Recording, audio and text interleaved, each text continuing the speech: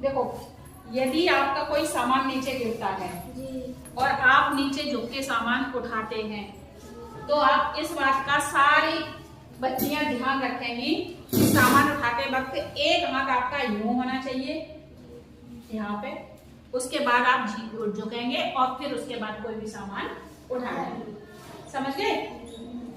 अब आते हैं कि सोचो आप कहीं सफर कर रहे हो, बस में बैठे हो, आपके पास अगर कोई बस में बैठा है तो आप कैसे पहचानोगे कि किसके मन में क्या चल रहा है? यदि आपके पास कोई बैठा है, धीरे धीरे धीरे धीरे आपके टच कर रहा है पैर पे, ठीक है, अगर वो यहाँ टच कर रहा है, यदि वो आपके यूं टच कर रहा है तो इसका मतलब ये गलत है। उस टाइम तुरंत आपको नो, क्रॉस का साइन मतलब नो, उसको तुरंत बोलना है नो, ठीक है, ये साइन मतलब नो, और आपको तुरंत उसी टाइम पे एक्शन लेना है कि नहीं, ठीक है?